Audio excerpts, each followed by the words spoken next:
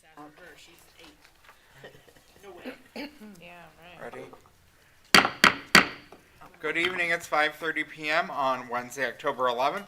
I'm called to order this regularly scheduled meeting of the Cuyahoga Falls City School District Board of Education. Ms. Stoiko, will you please call the roll? Ms. Coco? Here? Mr. Gomez? Here. Mr. Harris? Here. Mrs. Schaefer? Here. Ms. White? Here. Thank you. Item B is approval of the agenda. Number 1 is a motion to approve the agenda. It's recommended that the Board of Education approves the agenda of the October 11th, 2023 Board of Education meeting. Action by the Board of Education, adoption of consent agenda means that all items are adopted by one singular motion unless a member of the Board of Education, Treasurer, or Superintendent requests that any such item be removed from the consent agenda and voted upon separately. So moved. Second. Any discussion? Please call the roll. Ms. Coco? Aye. Mr. Gomez? Aye. Mr. Harris? Aye. Mrs. Schaefer? Aye. Ms. White? Aye. Thank you. Item C is our opening ceremony. Number 1, informational items. This meeting is a meeting of the Cuyahoga Falls Board of Education in public for the purpose of conducting the school district's business. It's not a public community meeting, although there are opportunities for public participation. If an individual wishes to address the board regarding a topic found on the meeting agenda, the individual must complete a registration form found inside the attendance notebook and present it to the treasurer. Following the introduction of the topic by the board president, followed by board discussion, the individual will be recognized. If an individual wishes to address the board regarding a topic not found on the meeting agenda, they must notify the superintendent and/or board president of the topic no later than 3 business days in advance of the meeting.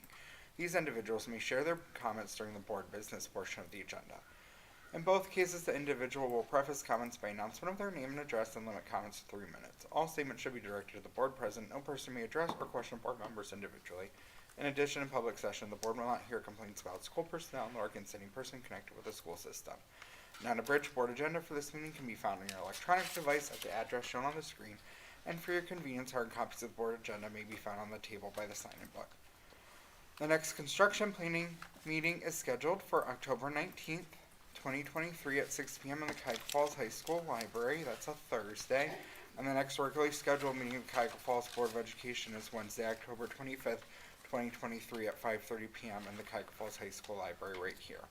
Now for a Pledge of Allegiance, and welcome Dr. Selico. Thank you. Please join me for the Pledge of Allegiance. Pledge allegiance to the flag of the United States of America and to the republic for which it stands, one nation, under God, indivisible, with liberty and justice for all. Welcome. Our vision is Cuyahoga Falls City Schools, the hub of our community, committed to a culture of caring. We innovate, we create, we personalize education for all. Our mission is every student, every day, every opportunity. The board's strategic plan goals are as follows. School safety, we aspire to have a welcoming environment that ensures that the physical and social well-being needs of every student and staff member are met. Academic growth, we aspire to have significant growth through personalized education for all students, and we aspire to improve graduation rates so that our students are prepared for employment, enrollment, or enlistment. Our engagement, inclusion, and diversity goal, we will assure that every student has access to resources they need when they need it in order to be successful.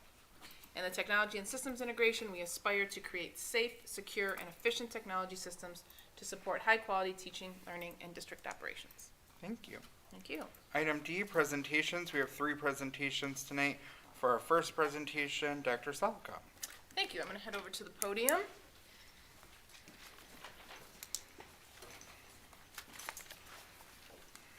So it is with great pleasure that I have the opportunity to award one of our board members an OSBA Aptitude Award. And just to share what that means, first off, we do have such a wonderful board and all 5 members who are all very committed to our children in our districts. And to note that that one of our members being recognized for this Aptitude Award went a little above and beyond. And just to share with you what the OSBA Aptitude Award is, it requires a board member to demonstrate an understanding and comprehension of a variety of board governance skills based on 6 leadership areas: vision, accountability, policy, community engagement, relationships, and advocacy. The board members that were interested in doing so had to take an online assessment, and they must receive an 80% passing score in order to receive this award. and Mr. Gomez had that distinct honor of doing so. So we would just like to give him a certificate this evening in acknowledgement of his due diligence and commitment to all of our children and to the OSBA in general. So congratulations.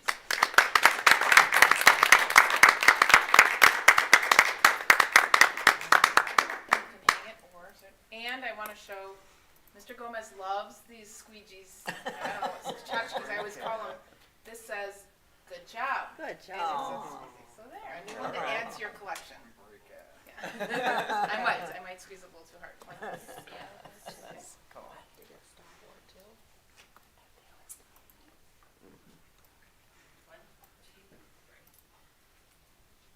Okay, thank you, very good. Sure. All right, come on over. So we're gonna get a picture of the board. To say something. Oh, I do too. Oh. Supporting our new students.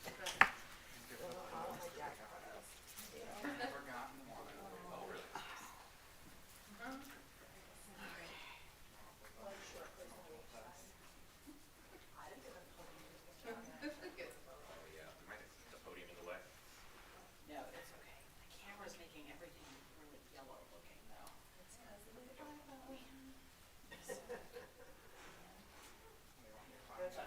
Oh, right. Here we go. 1, 2. Okay. Thank you. All right. That's not the star one, though, right? It's one of them. Oh, Spirit. yes. You're gonna repicture this picture, get that picture from Yeah. Oh, I'm sorry, I almost took your chair. Now for our second presentation, an emergency levy plan update, Ms. Stoikoway. Oh, thank you so much. Thank you. This is the color of my background. Awesome. Thank you.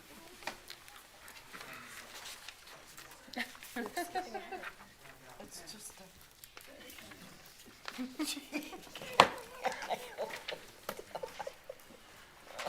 Sorry. No. Feels special.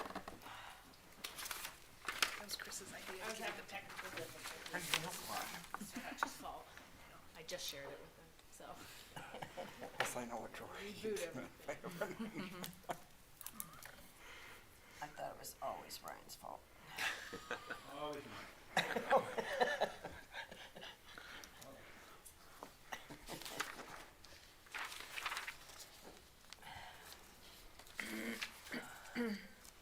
This is why we're a paper-friendly school board. For me. Much to our administration chagrin. You can start talking about the first slide. I'll show Not you to, what it is. not to Dr. Selico's, just to mine.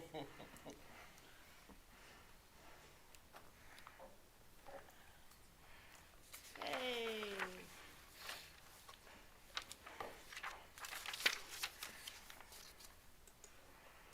Okay, so we're gonna do this in kind of two parts, kind of recap last year, which would be halfway through the year was the end of that first 5-year period of the emergency levy, and then kind of look at forward.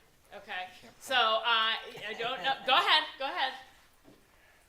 You do not know. They're gonna do something, and I need to know what it is. I don't know what NSYNC's doing. We were playing a Jeopardy game today at the admin meeting, and it said something, and I thought it said name the 5 members of NSYNC because it said Inc. at the end, and I got excited. I was like, I got this. I know all 5 of them. I think we lost the game on that. Yeah.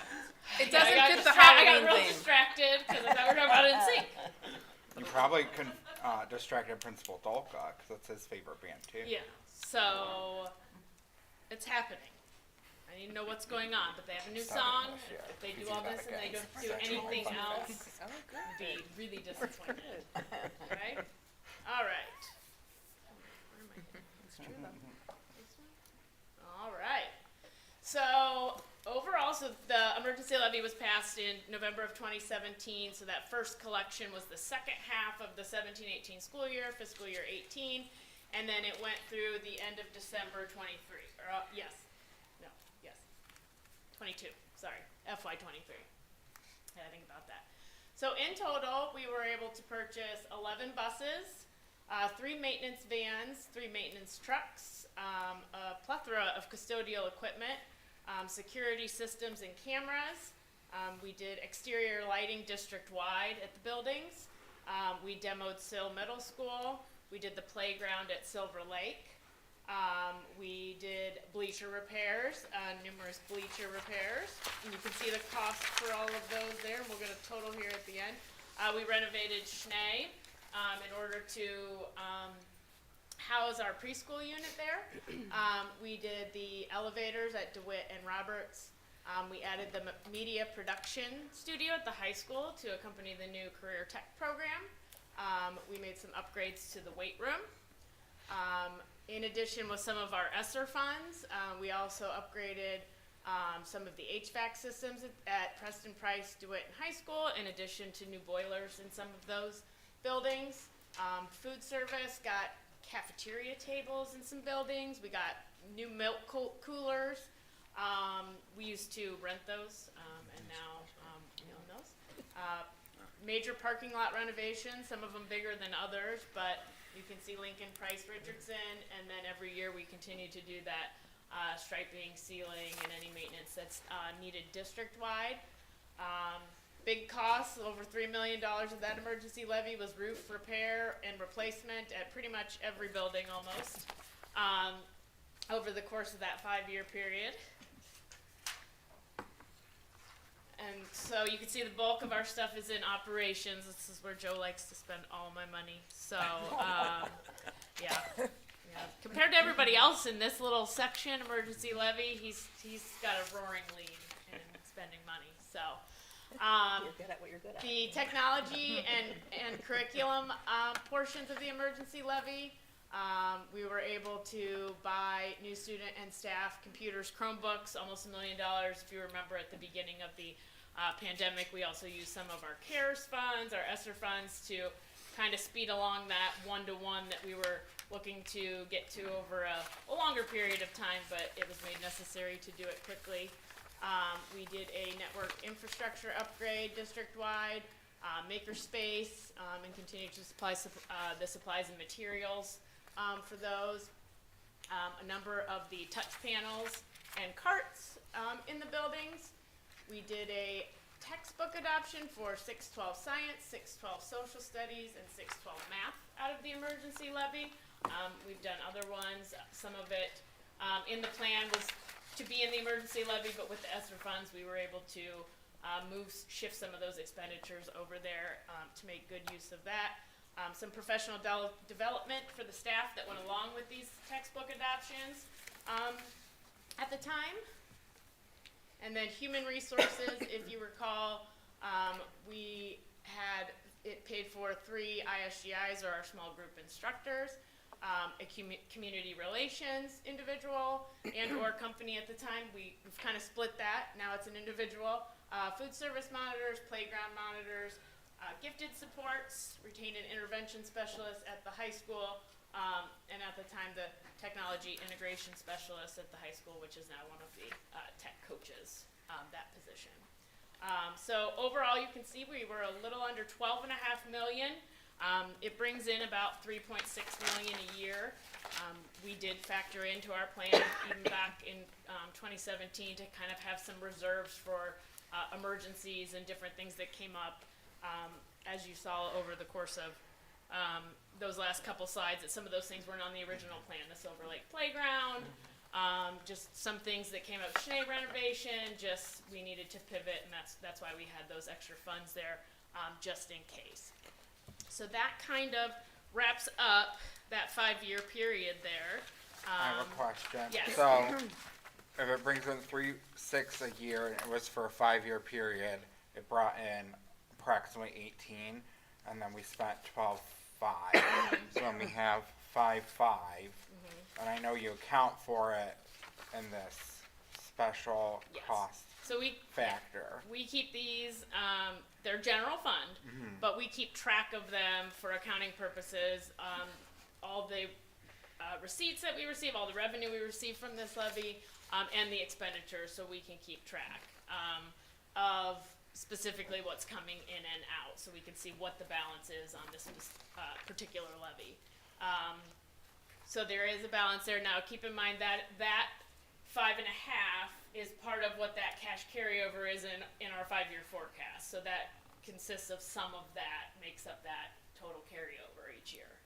So before I see the next part, is our plan to spend that 5.5 as part of this since it's in the special cause factor, or is it to kind of release that out of being accounted for here and just say, hey, It will be spent in this emergency levy. If you remember, as part of, I believe, the forecast I did in May, we talked about the fact that we didn't do a whole lot of spending towards the end of last year just because of the air conditioning projects and the amount of money that those cost. And so that, you know, you may see that expenditures over revenues this year and potentially next year because, you know, we were receiving the proceeds from this levy, but we weren't spending it, knowing that we have, you know, a large, over $2-3 million in this first phase that we're going to need to spend all in kind of one short time frame.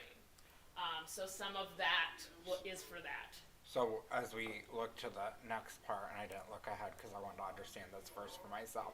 So as we look ahead to the next 5-year plan, we plan as if we have 23.5.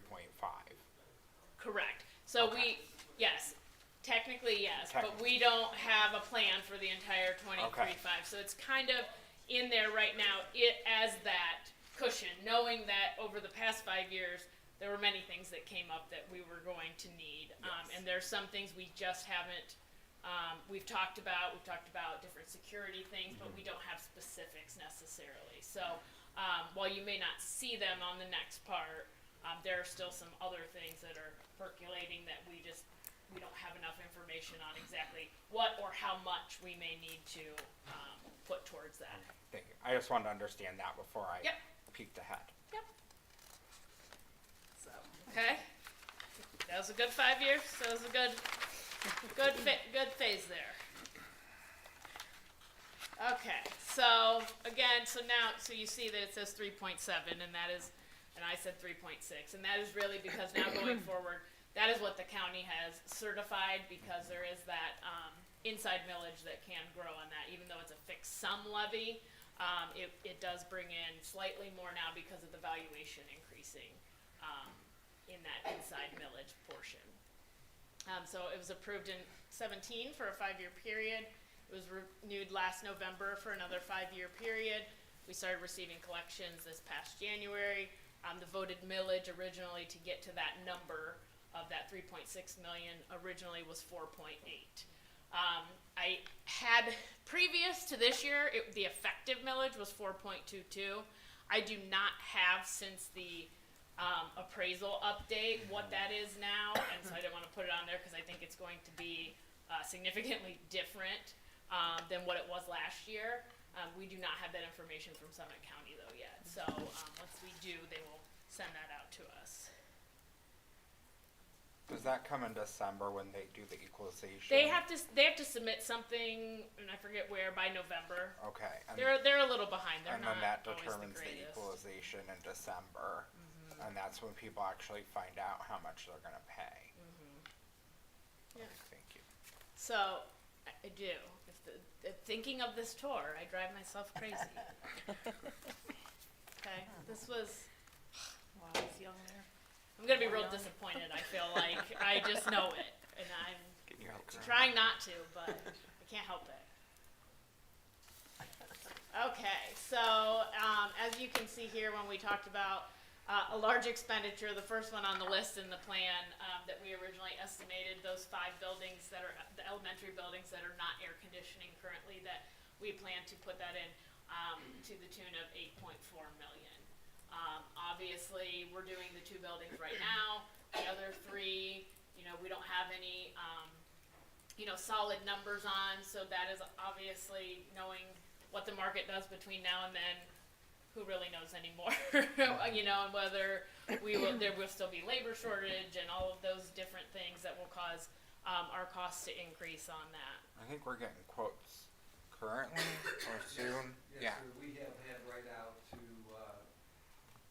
3 or 4 of the other buildings, and they're gonna give us a soft number. Okay. Sort of like what they did before. Yep. So it certainly will be a soft number, but it'll be something. Okay, thank you. We plan to continue to add buses and vans. Buses, as you know, when we get to the 612 building and we add the addition of the high school, we are certainly going to need more buses. This last 5 years, we were able to get on a good replacement cycle and get the fleet where it needs to be, but we're certainly going to have to add additional. We've been on the lookout for vans as well, just for different all sorts of different things, field trips where we're not taking, many kids, some of our special ed transportation perhaps, again, not kids. Problem again is that, the used vans, even used vans right now are ridiculously expensive. So, Joe's been looking and keeping our eyes out, but it's difficult right now to even find something that's not a ridiculous price. So, but towards the future, that would be more cost effective for us to be, if we have one cross country runner going to Columbus instead of taking an entire bus, to be able to take a van. We have more custodial equipment and or vehicles, continuing with the HVAC systems and boilers and making those upgrades as necessary. The parking lots and paving, obviously we did a majority of the major repairs that need done to our parking lots at the different schools that needed it, and this will just be the continuation of maintaining those and making sure each year that everything is in good shape. Would that include the parking lot? I'm guessing no, based on the amount, for the bus garage? No, No. but it So that's just gonna come out of normal. But it all could, because general like I fund, said, but- if we go back to what you had said earlier, we do have that, Okay. that cushion, so it could, just depending on, what other things we're factoring in for that, that may come up. Like we said, I know we've talked a lot about security, but not have any real hard facts on what, or if it's people, is it things, is it, different things like that. But it could certainly factor into this, if it's feasible, for sure. Food service equipment, there's definitely, and we've been doing this, but there's definitely a lot of upgrades that is necessary in some of these buildings, with equipment and ovens, stoves, and different things like that. So we will continue to do that. If you recall, and I've mentioned this before, and I think I've shared with you, athletics has provided me with a 5-year cycle of being able to update uniforms for the different teams, provide some new equipment for those bigger things that, just the ticket sales that they get alone is not going to cover. If you remember, they have their own separate, basically, cash account. They're kind of self-funded, similar to how food service is. And so, given the fact that spring doesn't bring in hardly any money, you're really banking on your football and your basketball seasons for ticket sales, and we've got to pay officials out of here. We've got to pay for all the other normal day-to-day operations of that athletic department, and so this gives them the ability to kind of make a plan for those bigger ticket items, and keeping people on a cycle with the uniforms. I really appreciate you sharing that plan, because it is a question we get from parents a lot about the different athletic programs and, uniforms and things like that. So it's helpful to have that to look back on, and it is very well thought out and comprehensive. But also just a shout out to our athletic boosters, who, as KJ started spending that money this fall, have really partnered with him and almost matching our investment that we're making and really helping spread that money even farther. Yep. They've been really wonderful, and seeing the effort and the money we're putting in, it's really inspired them to join us in that, and they put a lot of money They have. towards uniforms and the different things that we're spending on, because they see that we're committed to it, and it's doubled their commitment to it. So thanks to them, because it's going to help this money go farther. Yes, certainly. They have certainly stepped up this year and done a lot, and it's much like all the donations that we receive that we talk about on the agenda. Every little bit helps, even big, small, in between. So we do appreciate that. Roof repairs, again, we'll have those on there. You know, we do scans every year to kind of see and determine what's necessary at what building. We will continue that. Obviously, we will still have, you know, Chromebooks don't last forever. So, and with the wear and tear from students and damage, certainly, you know, Mr. Hutch has also provided me with a cycle for that, and, you know, refresh and replace those, and for staff as well. In that, we will need to do a bit of server infrastructure upgrades. If you remember, we kind of did some of that stuff and got the new server with some of our ESSER money a few years ago. So just continuing to, you know, maintain and make sure everything is working how it's supposed to. We have the textbook adoptions. Obviously, ESSER funds are done at the end of this year, and so we are also on a cycle for textbook adoptions as well, and then the professional development of the staff that goes along with those adoptions of different curriculum. And then we will continue, you know, with the staff.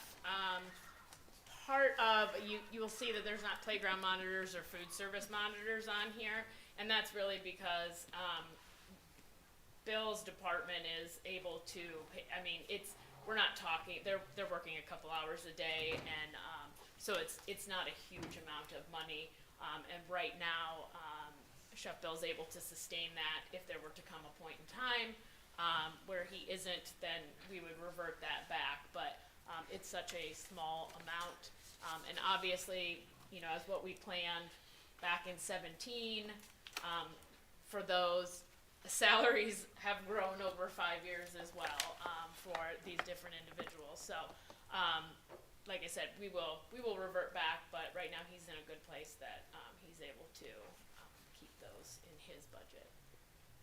So we're looking at a little over 18 million, but as I said, we have certainly been talking and talked before when we were putting the renewal on last year of different things. We know security is a big one that we may need to put more funds into. How, we're not exactly sure yet, but that is certainly something. And as much as I'd like to, I just don't think we're gonna stay under that 8.4 for air conditioning at this point, based on what the first two buildings came in at. I still cross my fingers that we do, but I would imagine we're gonna have some overage there as well. Plus, anything unforeseen, we like to have some reserves to be able to, if a boiler breaks down and we need to replace emergencies, and that happens, and that's part of the reason for that I mentioned for the cash carryover in your forecast, is that you are able to accommodate those things when those emergencies happen.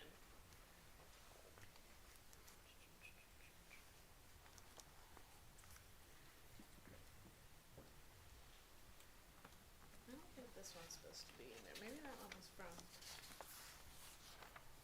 Oh, this is what we've done so far. I'm sorry, I wasn't clear on that. I'm like, wait a minute. And it shouldn't say 23 recap. Well, no, I'm sorry, it should, because this was the last half of the year. So this was, as of from January to June. This is what we've spent. As you can see, it's not much, because the big bulk of it is going to be that air conditioning in these first couple years. But we've started to spend a little bit on that, Lincoln and Richardson. Some custodial equipment, some HVAC system upgrades, some miscellaneous repairs to the bleachers, different security things, you know, controls. Kind of a hodgepodge of things is really what we did, and obviously staff has been getting paid out of this since January as well. So not a ton there, but we'll start to see that pick up now with the project underway. Oh no. I don't have access to your video. How is that possible? 'Cause Okay, you're on well the listen, school the whole network. point of it is Just that saying. That's a if you wear TikTok. eye cream to bed, you cannot get on Ticketmaster and try to buy in-sync tickets. If you don't wear eye cream to That's bed. right. You're too young. I don't need a Taylor Swift debacle with Ticketmaster. Let us people who do not have a 2 in our birth year in the beginning get these tickets. let us people with 19s, or as my children say, the 1900s, Back in the 1900s. back in the 1900s, As does Tamara Judge. let us get them, okay? If you don't have to wear eye cream then at night before you go to bed, then you don't need to see NSYNC. And so this was when it says, me when I hear someone born after 1999 talk about going to the reunion tour, and it is from Schitt's Creek where she says, that's great, but that's not gonna happen. I love that for you, but no. Okay? And that's how I feel. And that was my PSA to anyone who's listening. And come on. Classic. All right. Any other questions or answers about NSYNC for me? Who was, so back in the past, who was your favorite in sync, and is it still the same member now that there's TikTok? You know, I don't know if it's the same. It was Justin. And so when he went solo, Yeah. I've seen him like 4 or 5 times in concert. And so, but I don't know if it's the same now, to be honest with you. I really like Lance. I follow him on TikTok. He's really funny. It's pretty funny. There's a podcast. He's way funny. So, I don't know. I might be changing my allegiance. But I was ready for the Jeopardy question today, but I read it wrong. So. You weren't ready though. We had bells. I was ready to go. I was like, I thought that said NSYNC. Nope. It said Monsters Inc. I think is what it said. Is there a name for people that follow NSYNC, like Jimmy Buffett was Parrot Head? I don't know. Taylor Swift. Sinkers. Sinkers. Sinkers, yeah. I don't know. I'll come up with one. Wow. Like Swifties, you mean? Like Yeah. that? Yeah. No. I don't know. We're gonna have to come up with like a secret one. That will be the password to get into the pre-sale. Pre-sale. Good. Thank you. All right. Thank you. Thanks. Presentation number 3 is Teacher Clarity, and it's Mrs. Hausman. I feel like I'm really gonna let you down. I was gonna say she's intimidated now. Not as animated, huh? I don't have No a topping that, Kristen. I don't like Thank you, President Gomez, Vice President White, board members, Dr. Selico, Mrs. Stoikoi, colleagues, and community members. Thanks for having me here. Okay. All right, so teacher clarity under John Hattie. So John Hattie did a meta-analysis of all the different types of educational research over several decades. And he synthesized that into a few books that he's written and published. And so teacher clarity has a high effect size. So anything at a 0.4 and above is considered a high yield, a high impact. What he also discovered is that pretty much anything a teacher does has a positive impact, but some things have a higher yield than others. So teacher clarity work has a 0.75, so that's in the high category. So what is teacher clarity? It's about really defining the learning intention for the students. It's about students really understanding when they've met success, how they know they've met the standard and they've done well at it, how they're progressing. They understand where they're going next in their learning, and that they're part of that journey with us. And so teacher clarity is not new. Sometimes it's presented in different ways. In education, we use different vocabulary and different ways of packaging, but it's been around since 1990. And it talks about how we organize our standards and how we put together a unit, how we have clarity and how we explain it, students guided practice, and then of course how we assess our students, whether it's formative assessment, how they're growing, or summative assessment, they met a criteria, they met mastering something. And then for student clarity is, what am I learning today? Why am I learning it? And how will I know when I'm successful? So that third bullet is the most important one in a way, because if they don't understand when they met something, then they're not gonna feel that closure and confidence. So let me show you kind of the progression. None of this is new in education. So we've always had standards for a very long time, just like many industries around the world have standards. So that's not new. But the way we're looking at the standards, the concepts and the skills, we're really trying to understand it more in depth with more refinement and intentionality. Learning progressions have been around, so those are the sub-skills that you have to secure before you can learn the next standard. Learning intentions is like your daily lesson plan. So new vocabulary, but same concept. And then number 5, teachers have always done, like how long will it take me to teach this? How will student success criteria be communicated? What are the academic vocabulary? So we talked about today in our DLT that we use sometimes different vocabulary K through 12 or even within a building or across buildings. What evidence-based instructional strategies will the team implement throughout the unit? So again, we know certain learning strategies have a higher yield than others. None really do any harm. There are a few that do harm, like retention of students has a negative effect size, but most things have a positive. And then how we measure progress, and then our summative assessment. So when we're going through this together in our DLT and our building leadership teams, we're trying to show kind of where we are in the journey, and that it might take us some time to kind of go through this whole journey together. We're not trying to go too fast. We're trying to go slow to go fast, if that makes sense.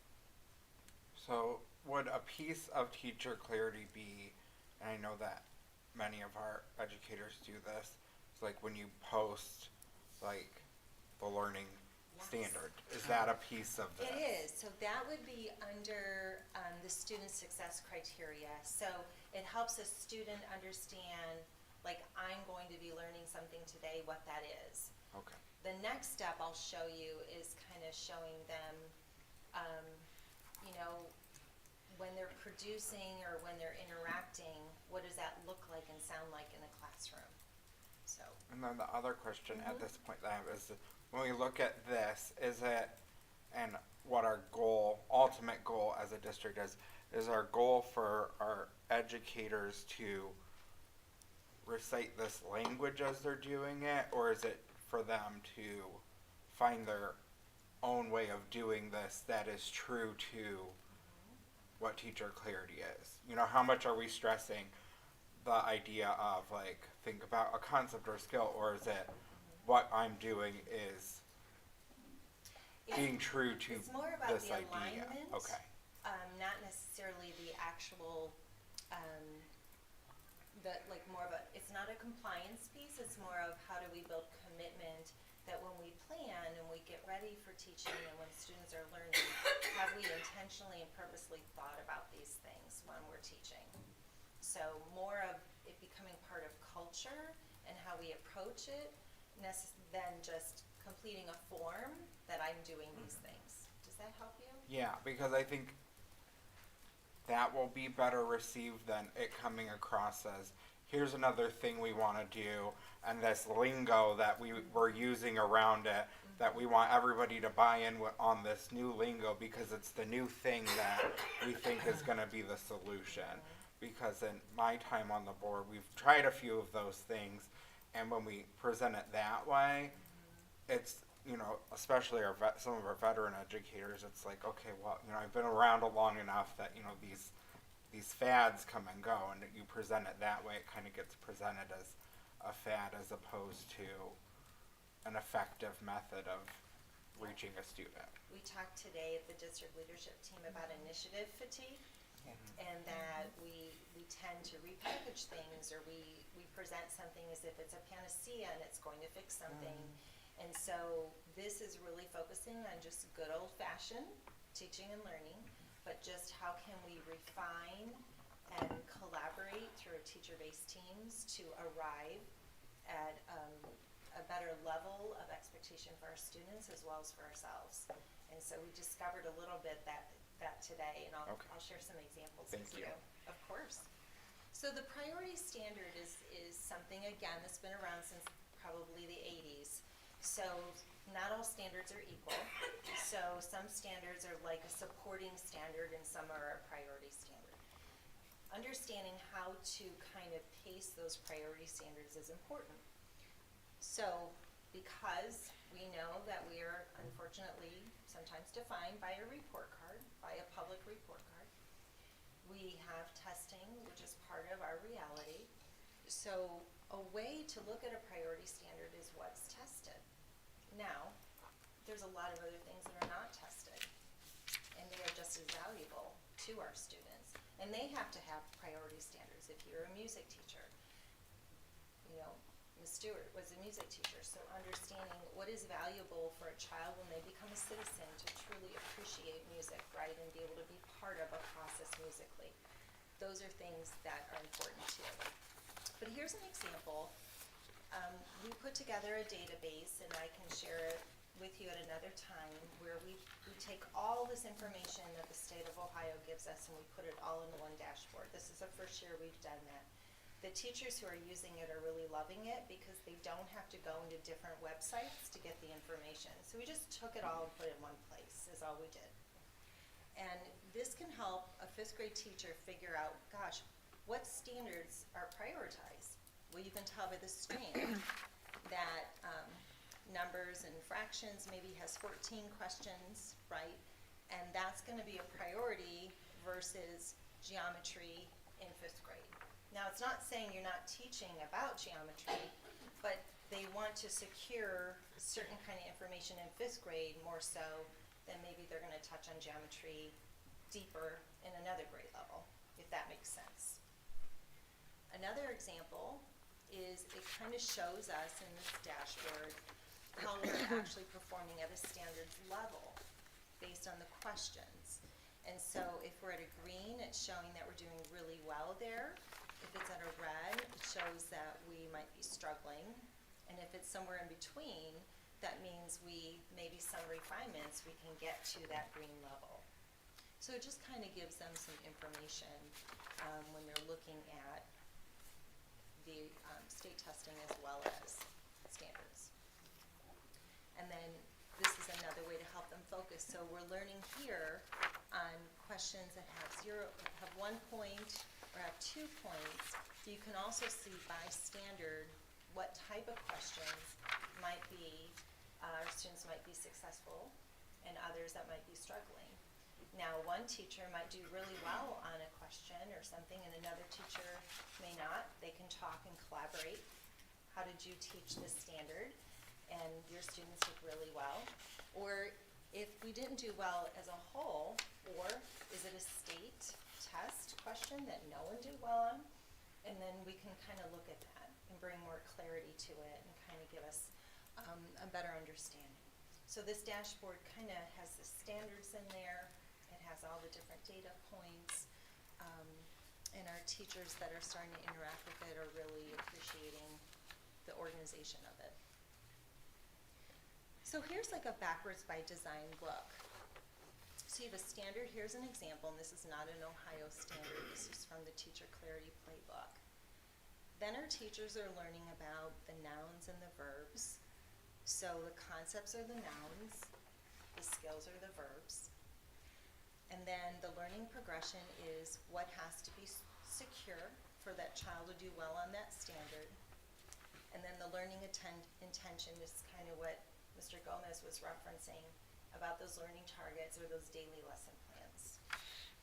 This is just a portion. Sorry, if we go back, when we're looking at these like power standards, that's the word Ms. White taught me to use. Yeah. So that's the one that comes to mind. Power, priority. I yep.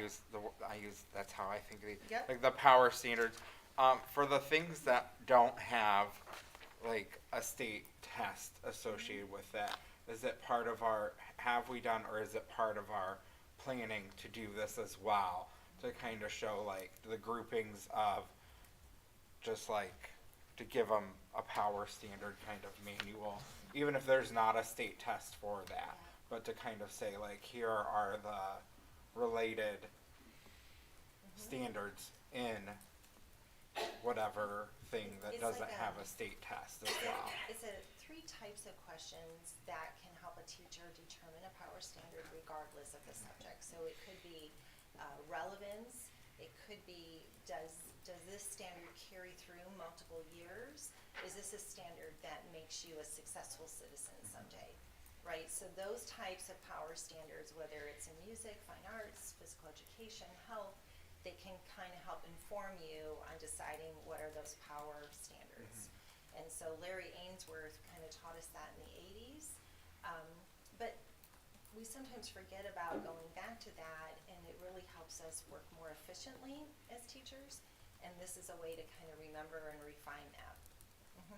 But is that part of our intention to have those Absolutely. for everyone eventually? Because I think that would be a very good direction for all of them. Because, we want, obviously, we want to look good on a state report card because that's important to our community, and with vouchers and all of that, that's important as well.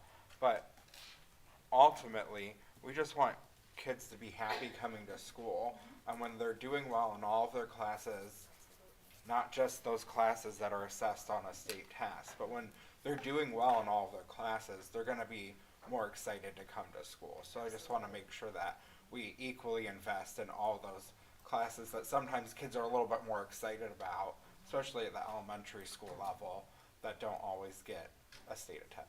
Yeah, no, I appreciate that. Okay, so here's an example of, a teacher could put up a poster and talk about the learning intention for the day, and then the students can understand, I know I'm successful when I can do these 4 things, right? So it gives a little bit more specificity to what a student can do, and many times you'll hear a rubric, right, where teachers will have a rubric and will show children, when they've met that criteria or when they're growing towards that criteria, or how we can stretch students. Those are called performance level skills. We haven't introduced that yet here, but that's something that we can also show teachers and learn together about performance level skills. Okay, so here's an example of a 5th grade math standard. And we talked about the complexity of a standard. So what we do in teaching and learning is very complex. There's a lot that we have to think about and plan and consider before we teach. And I think sometimes because we don't always value ourselves as professionals, right? We don't think of ourselves, we're just so proud to be there with our students and serve them. The complexity of a standard is very rich, and honoring that this is a very difficult task of just really understanding and breaking down a standard. And this is an elementary one.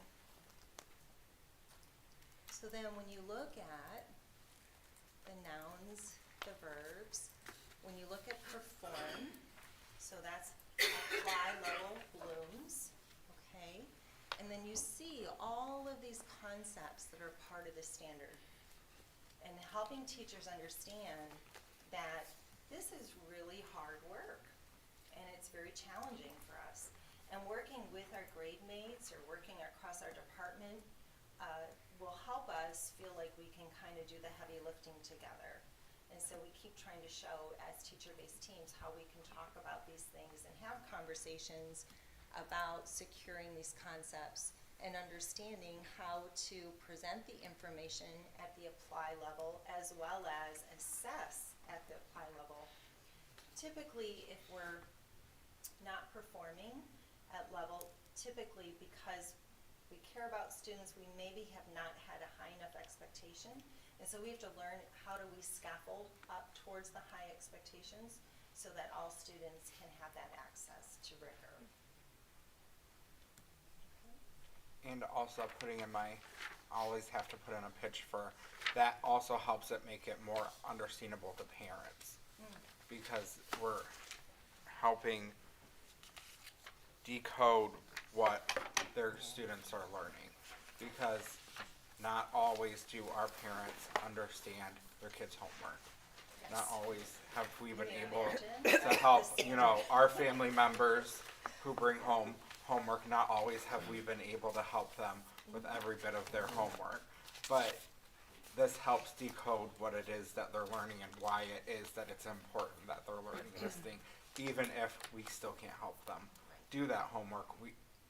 We're able to understand the why of it, and I think it's important for parents to know that too. And I think too often, since we've had report cards and what our students are able to do now today is so much more than what I experienced as a student or my own children experienced. So I do think we undervalue the level of rigor and experience our children and our teachers have been doing. It just, doesn't always show that. So Bloom's taxonomy is a really important part of our work in this, is understanding the levels of performance for our students and how we teach.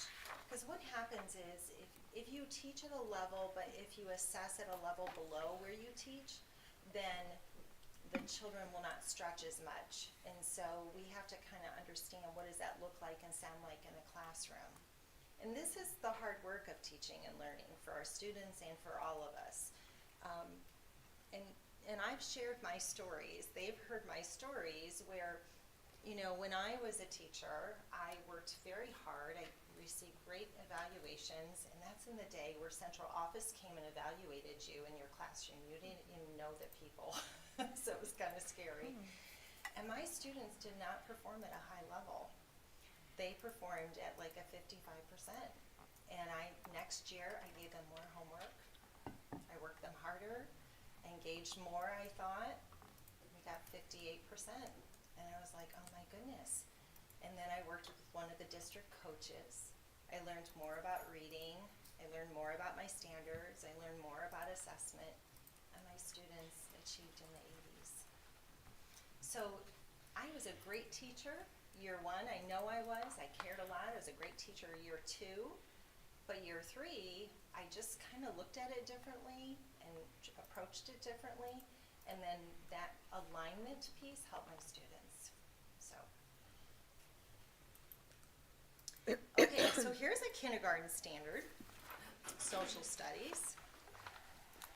And everyone sometimes will say, well, it's, kindergarten standard, but when you look, so social studies standards are kind of unique.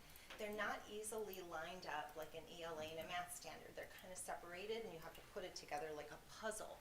So this is the content that they are to learn in kindergarten social studies. And then you go to the skills is on another page. So you have to connect those skills with the content. Whereas if you saw in the math standard, it was all together in one place, making this a little bit more complex for a social studies teacher. And then look at the skills for a kindergartner. Analyzing, managing, interpreting, creating, researching. Those are high-level Bloom's taxonomy for a kindergartner. And then here's the science standards. So here's a 6th grade example, content elaboration. Okay. And then again, with the science standards, the skills are in a different place. And so teachers have to kind of try to figure out how to put those puzzles together. Now, years ago, the science standards were written all together, and then for whatever reason, they separated them out. Again, you can kind of see the level of Bloom's for the 6th grade science expectation. Here's fine arts, kindergarten again. This is music. So here's their standards. Look at the bottom, compose, explore, demonstrate, recognize, investigate, high-level Bloom's, kindergarten music.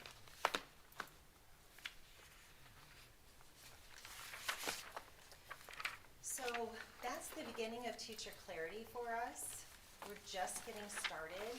I think it will take us a few years till we really feel like we're getting through it and it feels in-depth.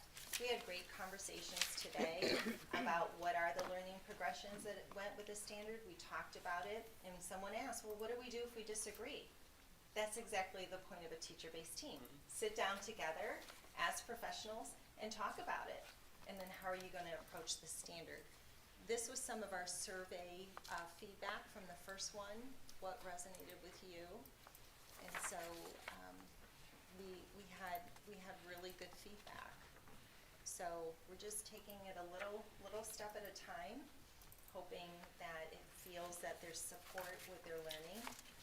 We talked about the learning pit today from Nottingham that teaches us that when we're learning, we feel the dissonance when we're learning, and that's normal, and we have to teach children that dissonance is normal. But then when they come out of the learning pit, they feel that success as a learner, that they mastered it. So we talked about, high expectations as well today. Any questions?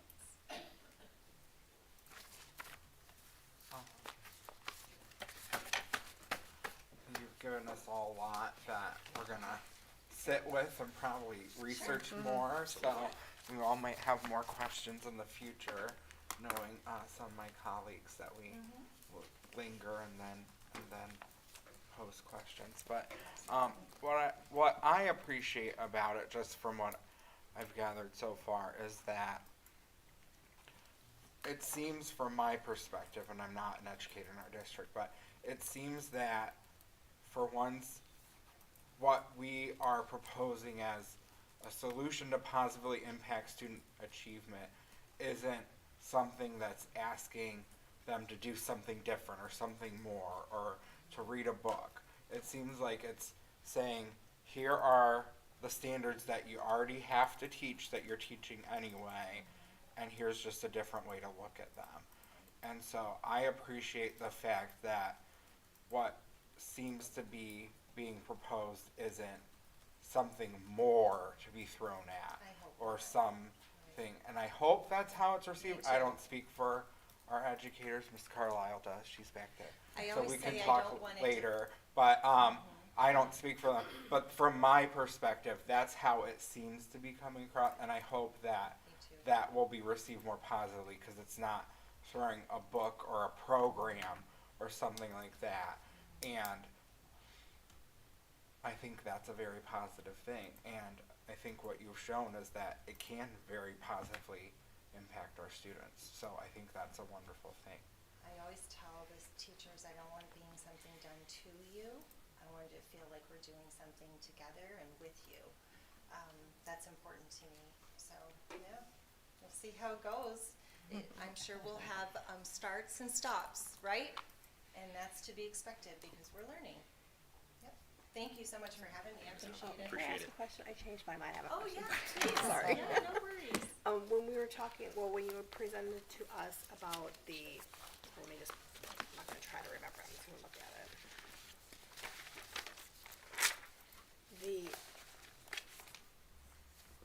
The learning intentions, is this something that the students are going to say, this is what I'm learning today, and this is how I know I learned it? Yeah, success criteria That, will take months for us to dive into. I don't know if we'll get to it this year. We might start that next year. But you're right, it's, as a parent, that's exciting to me, and I was thinking what Mr. Gomez said about the parents understanding what they're learning and how they're learning and how they know they're successful. But for the student also, I know in the district for many years, we've done student-led, conferences. And a lot of times they're like, well, here's the paper, this is what I'm doing, but to sit at the dinner table at night and say, what did you do today? And my student would say, well, this was what we were, this was what we were supposed to learn today, and this is how I know I learned. So that, I mean, that's exciting. Yeah. It's making them feel like they own what they're learning. It's not Yes. just being thrown at them, they're able to passive, digest it. that they're engaged. Yeah, that's exciting to me. And there's a lot of strategies that go with that, so many of our teachers are using those strategies, but some of those strategies may not be used everywhere, and so we can decide what strategies do we think we can buy into. So I wanna get to the high yield instructional strategies as well, where K-12, we can say, hey, we're gonna all focus on setting goals across any subject that you teach. And we're gonna try to do that with our students and kind of feel something as a whole learning community. But I'm kind of just trying to keep the brakes on things for me so I don't, go too fast. And that last thing you just said, it put me in the mind of, we said, giving them like to grow, pieces to grow with. My son had a band concert last week, and as the band director was introducing the last piece, he said, "This is our stretch piece," and then he explained to all of us what a stretch piece was. This might challenge some of them, basically letting us parents know that this is something that they've been working really hard on, but might not sound as good as the first two pieces that they played that were in their wheelhouse already. But you know that they're growing as musicians, and then this will allow them to grow as students and citizens. So that's exciting. Thank you. Thanks for having me. Thank you. How long have you been advocating for power standards as a board member, Mrs. White? A long time. So, More so for reading and writing though, across the curriculum, but, we'll get there. we're getting there. I think so. I think she said something about that. We're not there yet, but it was, Yeah. I wrote it down. It's performance level skills. Yep. So I think that comes in with some of that. So it's there. It's on the It's horizon. coming. It's Yes. coming. There, it's coming. Baby steps. It's enmeshed in the rest of the curriculum. Item E is Treasurer CFO's business consent agenda. Ms. Stoikoi. I'd like to recommend that the Board of Education approve all items in the treasurer's consent agenda. So moved. Second. Any discussion? Just the donations again, we, got a handful. Dr. Selico over here getting the big one, big winner, the Jets Pizza. So that's awesome, for all the students. 2,000 small pizzas, so. And then a number of other ones across the district, so. Just on donations and comment,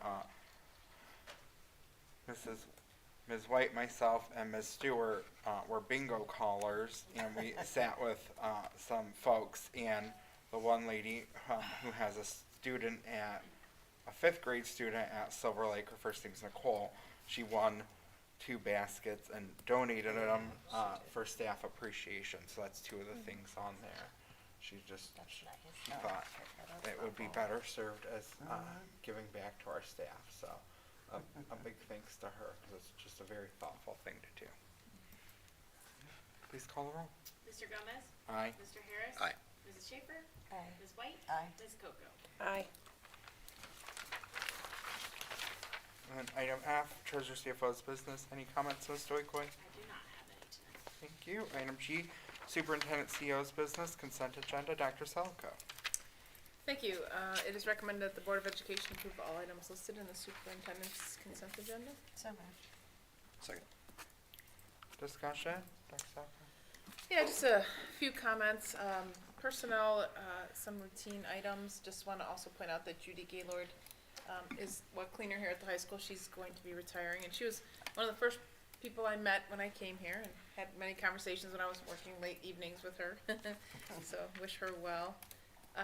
The handbook that you see there for the exempt personnel, we were waiting, as you know, to have other unions ratify, and at this point, I'd like to go ahead and move on that classification and ratifying that, even though it's not technically a union, but just going ahead and moving forward with their benefits.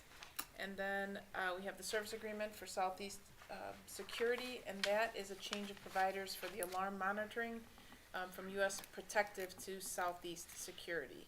And we did some comparison there. And our current contract with U.S. Protective is $802 a month, and this contract will be $549 a month, and that will be over 5 years.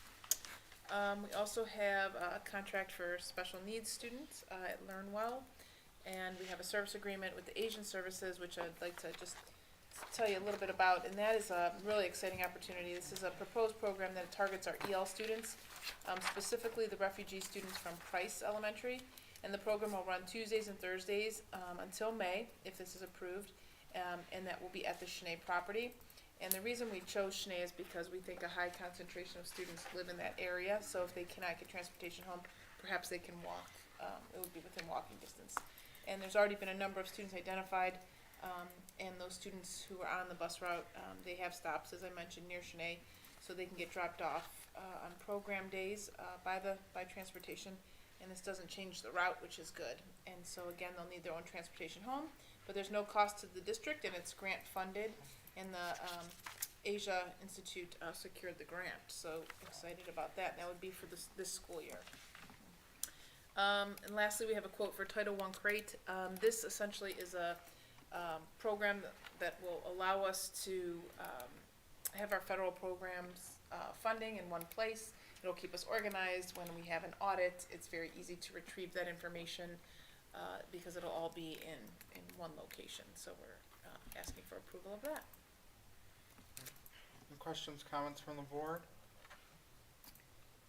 Just one comment, I'm very, very excited about Asia and the service contract with them, and I was able to talk to the director at the family night last week at the library for the ESL families, and she came over, and I believe that Kenneth is the one that sent her over my way to talk to me. But thank you for doing so, and so I'm very excited that we have a chance to partner with them and start this for our students and our families.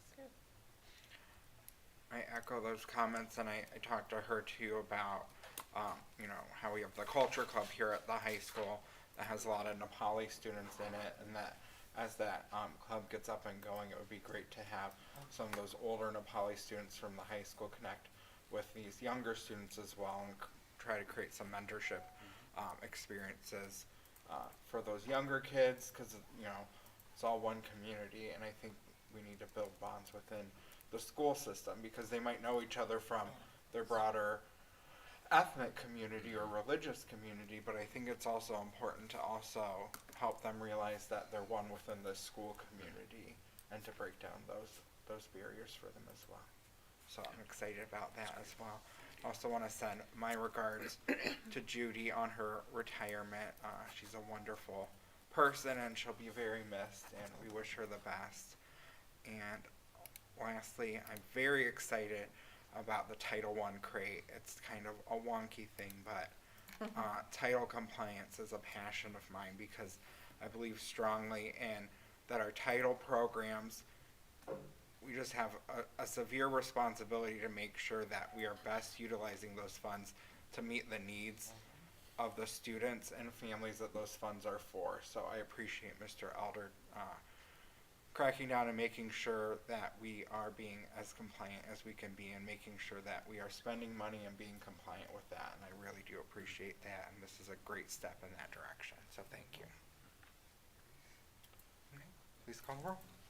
Mr. Harris? Aye. Mrs. Schaefer? Aye. Ms. White? Aye. Ms. Coco? Aye. Mr. Gomez? Aye. Item H, Superintendent CO's business, Dr. Salko. Thank you. I have one item separate from the comments. It is recommended that the Board of Education approve the proposal provided by the GPD group. So moved. Second. Discussion. Just briefly, as we head into the next phases, as we're building our new campus, we know that we will be consolidating buildings and leaving the high school and Roberts to find new purpose for. So we want to explore some ideas. We also know that central office has to be relocated, so we're not sure where some of those decisions that need to be made. So we're asking for this to enlist the help of some engineers and architects to sort of help us through that process. And so we're asking that you approve that contract. I know people often ask us on the board, what are you going to do with the old high school when the new high school opens? And there are a couple of, I identified 3 things for Dr. Salko looking into. One was the cell phone tower. We got an answer on that piece. One is we need 6 tennis courts for our tennis programs to play on, and we are actively investigating that. And the third is that we have to relocate our central offices. So this contract allows us to look into properties we currently own to see where central office can be, and that puts us one step closer to being able to talk about what we might be able to do with this building. But until we secure answers to all 3 of those things, it's hard to tell people what we're going to do with the building that we still need the property for because of those 3 things. So this helps us answer that question in the future for folks and get us closer to that, because I know people are antsy for an answer, but until we solve all 3 of those things, it's hard to give people an answer to what we're going to do, because we still need the property. I know Ms. Coco, I didn't know if you had anything to add to this contract discussion. Just that I'm in support of having someone come in and like you said, there's so many moving pieces that need to be figured out, and part of that is how space can be utilized for central office, and that's just not something that can be done with the naked eye by Dr. Selico or even Mr. Bugatti walking in. It needs to be done by professionals because we need to have it be a working space that, you know, we don't want to throw in and not know about anticipated needs down the road that may require funds that aren't budgeted for. So, yes, it is the next step. Needs to happen. Any other questions or comments for folks? Please call the roll. Ms. Schaefer?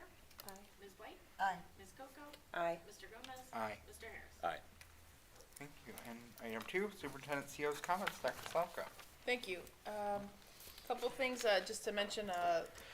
Couple weeks in review here. I had the opportunity to attend the Education Celebration Night that was sponsored by the ESC, and unfortunately I had to miss the EL night. It was disappointing because I would like to have done both, but they were right at the exact same time. So Lydia Taraji from Richardson, she's one of our EL teachers, ironically, was nominated for that All-Star Award. She didn't win, but we were happy and proud that she was nominated. We had a nice dinner, and I got to meet her husband, and so that was an enjoyable evening. So congratulations to her, and also congratulations again to Mr. Gomez. We had a nice dinner with you, and OSBA did a nice job in putting on a very nice event for you, so congratulations.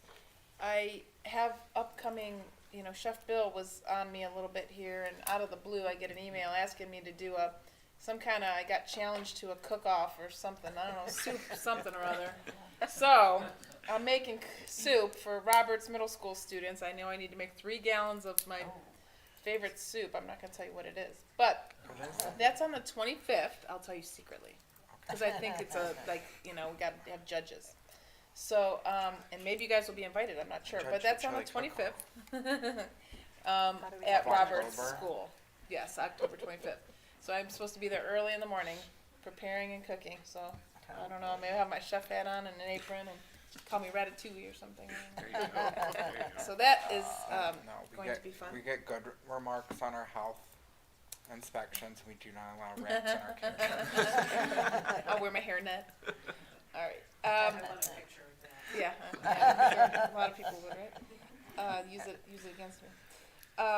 So I also got to see the site, the Bullock site. I was able to tour with the group on Friday morning, a couple Fridays ago, and so that was really fun. But just to piggyback off of that, we also will have students going, and I may join them if I could squeeze it into my calendar next week. Classes are going for several periods in a row for 2 days, 2 days in a row. That's Mr. Ozenga's class. So just wanted to say that'll be nice for our students to get on the ground and actually see.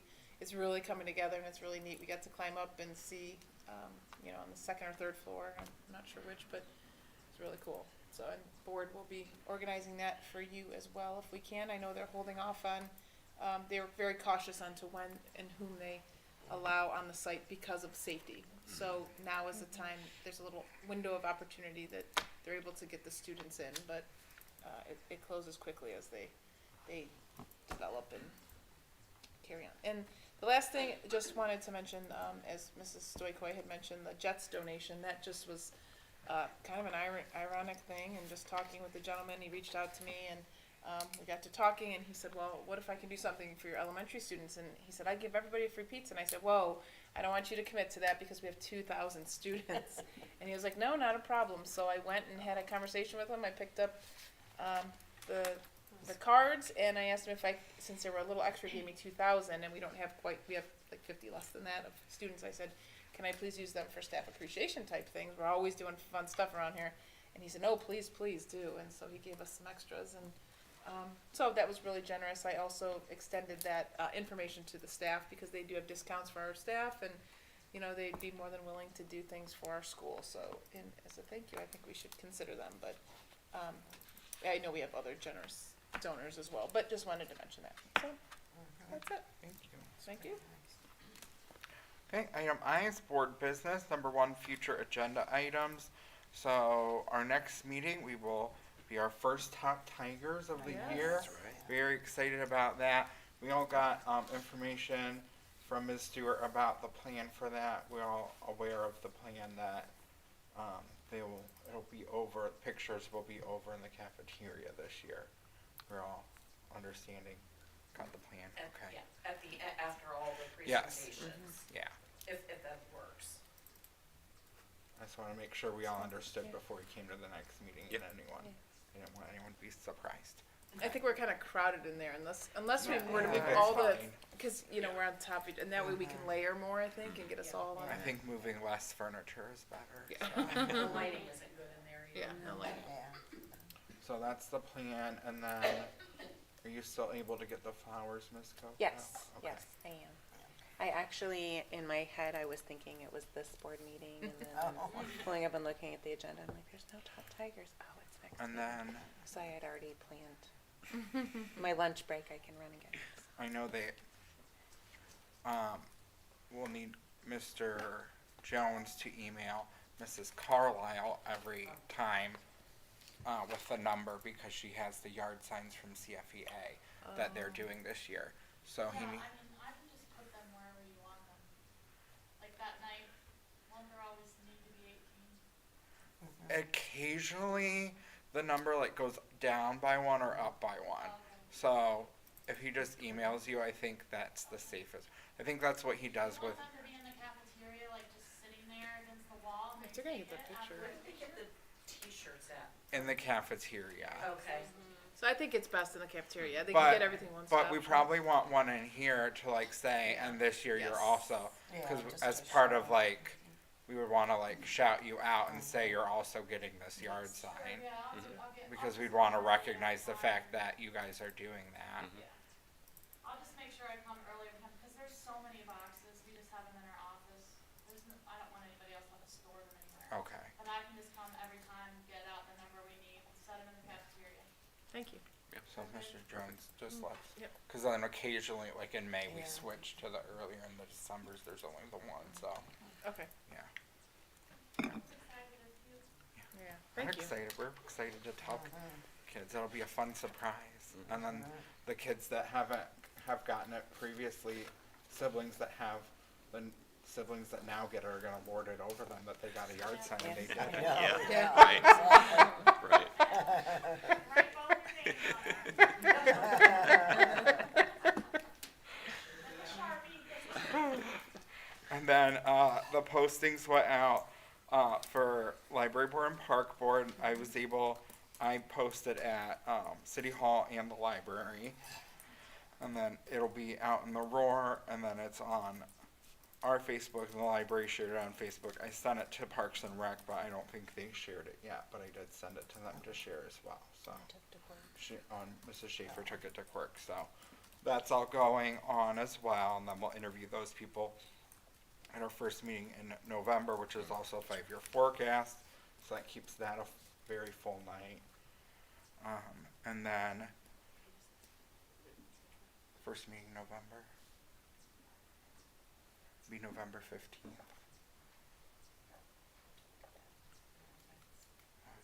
We have on the second meeting in November. We have a second meeting in November. Well, that's Top Tiger. Okay. The dates are different in Yeah, November. that's, Yeah, I'm it'll be trying the to. 15th. The 15th, Yeah. okay. Got it. Okay. And then we only have one meeting in December this year as a reminder. So then I'm gonna start working with Mr. Jones on a calendar for next year because we're already in October. So that's on my to-do list for all of you to get regular meeting schedule out soon with Mr. Jones. So, and then the 3 things that I have from last meeting are gifted and wellness. Those will be December or January, undetermined as of now which will be which. I have to touch base with Mr. Alder and Mrs. Hausman about which will go where. And I think that'll kind of be determined off of whether gifted wants to come in December or wait till January. So And then we have the ELL, but we're gonna wait till spring / Dr. Salico's call on that, but we know we have that. And then the other one is strategic plan, and then also, we're gonna do strategic plan monitoring, and then we're also gonna do planning for new strategic plan, and potentially need to schedule a retreat at some point before June. Dr. Salico and I had a conversation about this. She'd like us to have another like retreat like we've done before, the timing wise like we've done before June, and her administrators that don't work year round go off for the year, so that she could talk to them about what the new kind of vision going forward will be, because we know that the main work of this strategic plans action steps is going to end at the end of this year. So My suggestion would be, if we're doing it before June, to possibly try to do it mid to late April. April. May gets May's really wild. crazy.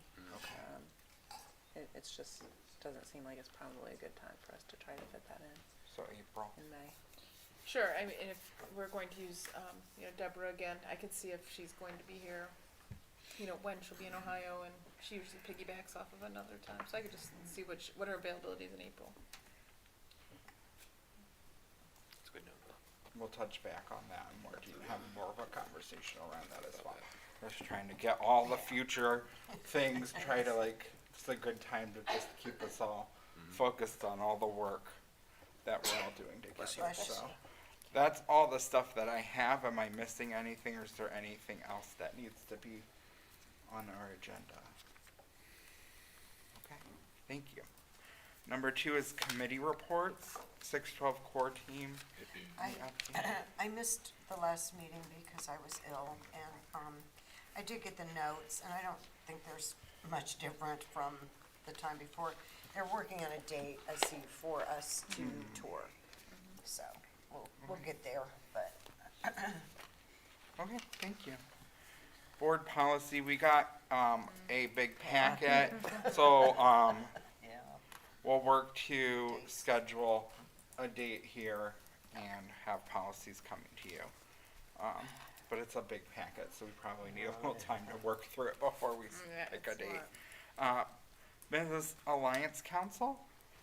Yes, we met yesterday morning, and the guest speaker was Celeste Tannenbaum from iCare, and she had been there previously last year with the mentoring program that has started, but they're really focused on gaining momentum in our middle schools this year.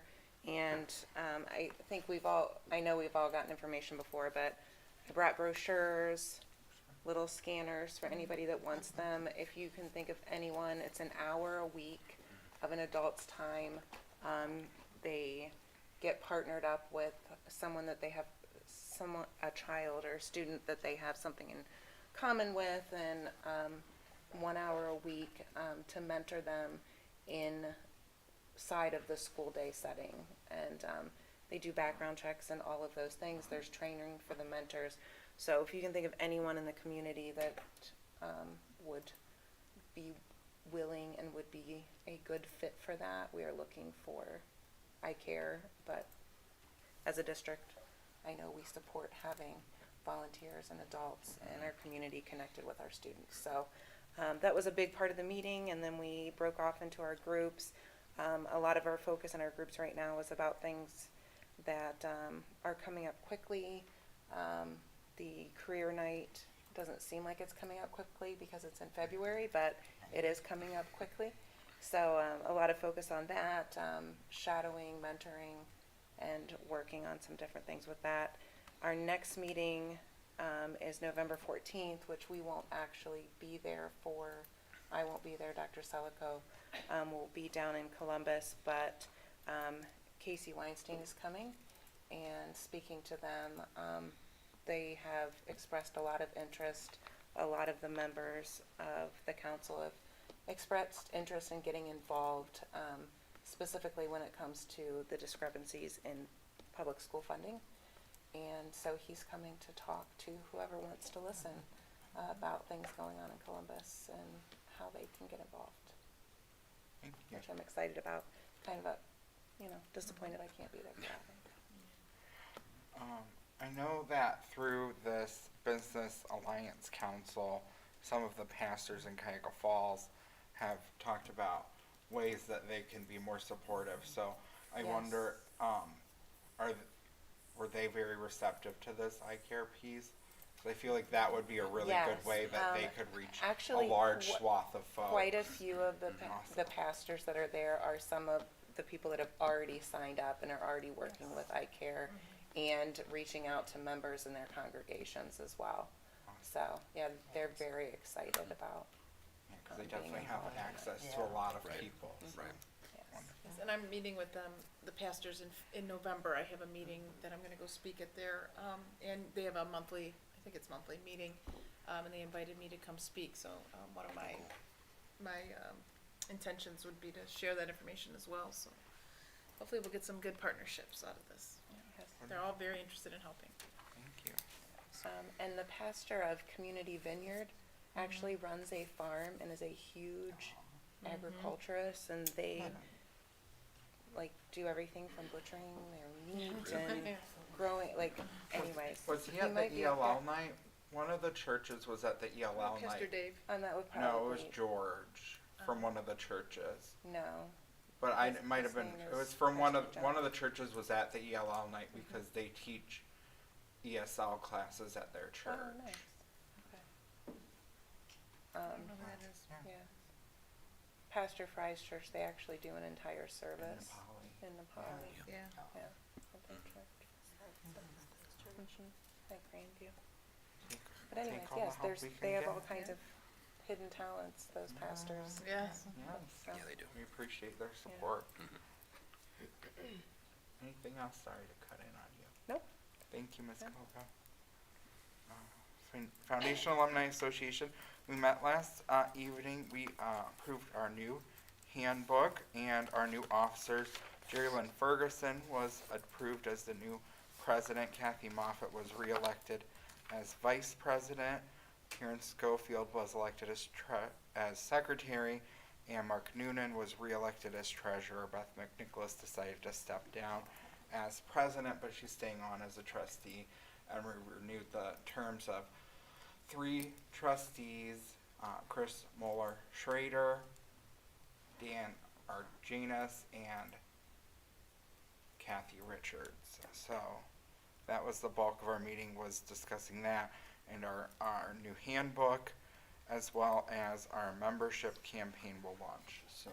So, and we also talked about our Throwback Thursday post that Miss Stewart puts up every Thursday. If you don't know, those are sponsored by the Cuyahoga Falls Schools Foundation Alumni Association, because we have thousands upon thousands of pages of history that you can have access to, but only if you become a member.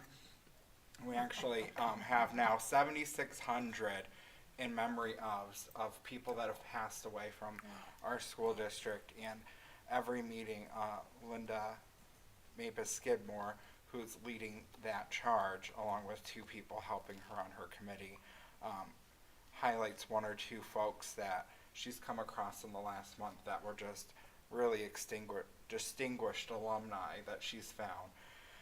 And she found a gentleman that passed away in the class of 1944, and he wrote the history of Cuyahoga Falls football from 1880 to 2005. And we have that book, and you can read it on our website in the members only link. So we found some really interesting things about some of our alumni and some really incredible things that they've done. And so I asked her, and she's keeping a list of these really remarkable folks, and then they have links on there to all their obituaries. And I said, in my brain, this could be, we learn about biographies of people or research projects, and I could see down the road some of our educators utilizing that in a lesson plan. We could probably think of educators that would do that we know in our own district. So as they work on that, and it gets closer to completion, and they're getting there. They're getting close to being done. They're really phenomenal at doing this work. It becomes then a resource that our teachers could use in lesson plans where our students could research the biographies of some of these distinguished people that graduated from our own high school. So Yeah. I think that's a really phenomenal thing, and hopefully it'll inspire some of our students to see what these people did that graduated from the same school as them. So. Legislative liaison? Yeah. I want to apologize. I did misplace my notes from the last meeting, so there might be a little overlap here. Just a quick recap. There's a lawsuit filed by 7 board members of the State Board of Education at the Franklin County Court of Common Pleas, and the judge has temporarily issued a restraining order for portions of that House Bill 33 from becoming law. This is temporary order issued so that the court may review the legality of some of the provisions. Governor Mike DeWine held a press conference, and I can't remember when it was, I do apologize, to clear up some confusion on the lawsuit and clarify the future of the new Department of Education workforce under the administration. He spoke on how the Ohio Department of Education goes away and is replaced by, I'm going to say due, regardless of the lawsuits because of the law that has passed by the General Assembly. He claims due is legally allowed to be established to handle day-to-day statewide business regarding K-12 education. This includes sending checks to Ohio public schools, making determinations on eligibility for the state's expanded vouchers. DeWine argued that the temporary order only means he cannot appoint a Department of Education and Workforce Director or transfer the State Board of Education's powers over to the new department. In the absence of the governor's appointed director, the current interim superintendent, Dr. Woolard, will oversee due for the time being. A couple pieces of legislation, again, I apologize for some overlap on this. House Bill 140 would increase the current criminal penalties for drivers who are passing a school bus. Senate Bill 162 requires public schools to provide certain academic intervention services to each student who demonstrates a limited level in math and English language arts. I have House Bill 274 authorizes an enhanced property tax homestead exemption for certain long-term homeowners. And then House Bill 279 requires occupant restraining devices to be installed on all school buses within the next 5 years. Ms. Stoikoi, I know House Bill 187 is kind of a hot topic right now. You could probably provide a better summation of that than I could, if you wanted to. Well, the big issue now with that one is, there's many different bills floating out, and I think it was this morning, I sent you some that we heard from Katie Johnson from Moasbo at our last local 5-county meeting. In some sort of tax reform. Obviously, we've talked about the valuations and people's appraisals and everything, and while I'd like to reiterate that we do not get any additional funds from that, it is still hard on homeowners depending on their increases, because that's really what it boils down to, is what is their increase compared to their peers. And if it's more, then they may pay more because their piece of the pie got bigger, as I say. And so there's many different bills out there right now trying to get some reform. There's a group that has been dedicated to study and come forward with something. But the newest thing that they threw in was something having to do with the 20 mil floor. The 20 mil floor, for those that aren't familiar, but I'm sure you all are, but the 20 mil floor is, so before when I talked about the emergency levy being a voted 4.8, but effectively it was 4.22. With House Bill 920, which was passed back in the 70s, is why we can't receive any additional funds. So if we pass something today for 5 mils, and that's on a basis of a certain valuation as of today, we can never receive more than that. So if that's $1 million, we're not getting any more than $1 million, other than a little bit of growth on inside millage, which is very few. And so what happens is that the county auditor adjusts that millage rate when the values go up, so that that dollar amount comes out the same, basically. Because a mill is based on the valuation, And so if you say total 1 mil for Cuyahoga Falls equals X, as total valuation goes up, so does that number. And so it effectively reduces that millage. However, there is a clause that it cannot fall below 20 mils. And so if effectively you were supposed to go to 17 or 18, you cannot. And so those people do see growth because they're at the 20 mil floor, and if they were supposed to drop, they don't, so they do get more money when that happens because they're there. We are I actually said at my forecast workshop I went to like a month ago, we were like at 47 some effective mills, and I thought I would never see the day that we'd even be close to the 20 mil floor. And I still don't think I'll see it, but I can tell you with this last valuation, it's gonna be a heck of a lot closer than I ever thought it would be, in my time here. And so now they want to put an amendment out there, at the last minute to perhaps alter that 20 mil floor and drop it to an 18 or, something, which does impact those districts that are at the floor or close to the floor, that are anticipating, because the way the law is now, they see growth on that. But it is a hardship, as we all understand, for the taxpayers in those communities as well. And so, it's not, I think Katie from OASBO had said it best, it's not necessarily, that we're against finding some sort of common ground, in that scenario. But at the last minute, without time to really vet anything, is not the way that, any of the organizations want to do it. Right. And so, there is a group that is dedicated to studying it and coming forward with recommendations, and that's the route that, everybody prefers to go.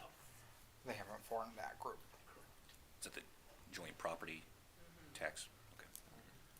Well, thank you. You did way better than than I would have. Thank you.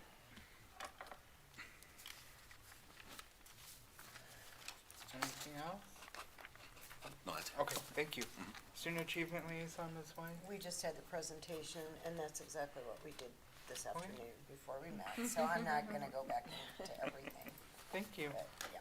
And then your number 3 is comments, and you're up first, Ms. White. Alrighty, well, I participated in bingo night for Silver Lake Homeschool League, and that was fun. It was I was very nervous because I'd never done this before.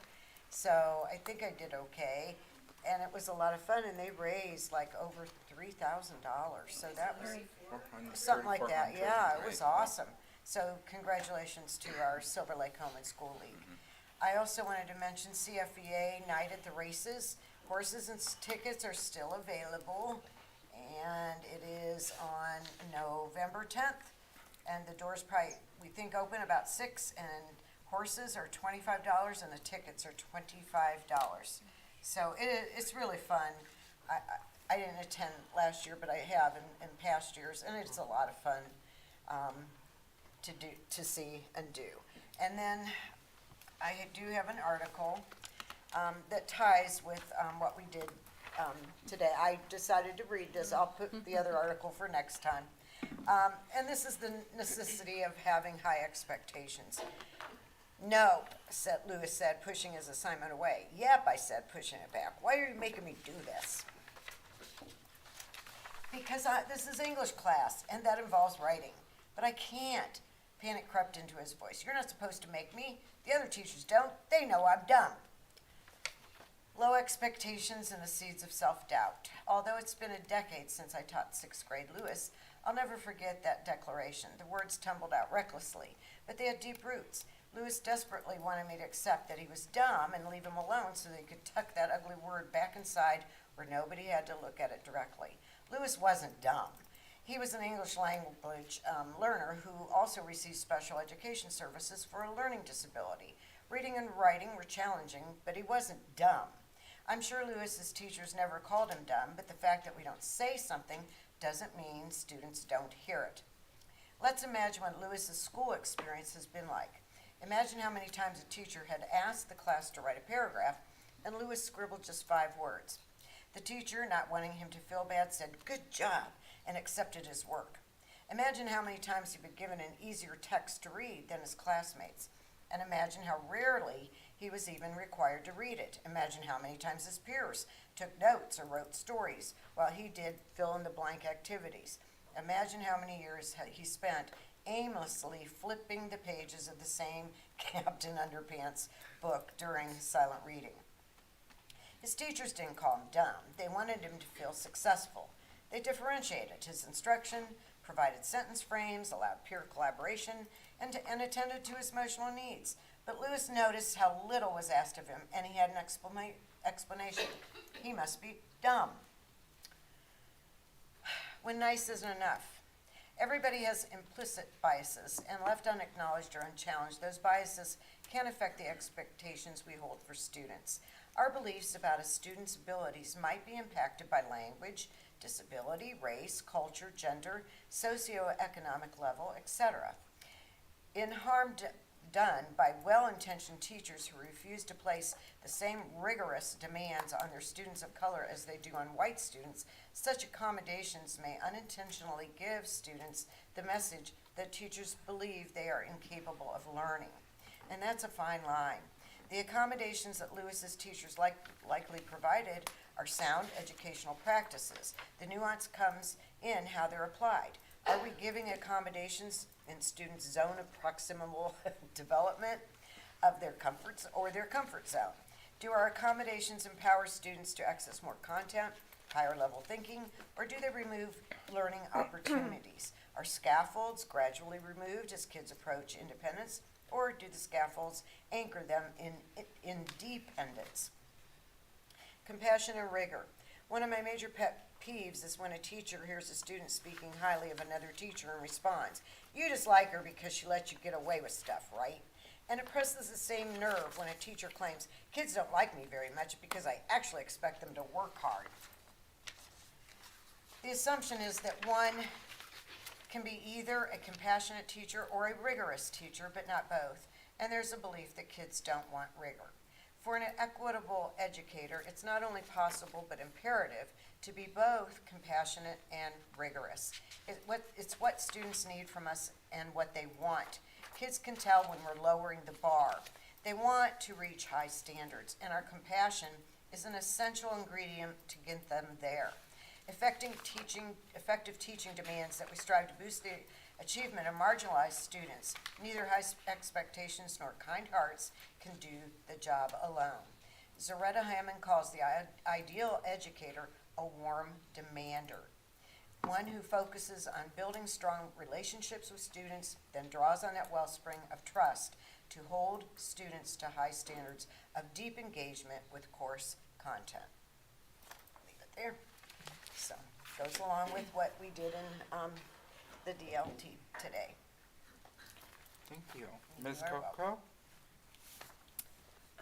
Yes, just in response to that article, I just want to say as a parent that still has students in school, and then grown-up children, their favorite teachers have always been the ones who pushed them and challenged them to do their best.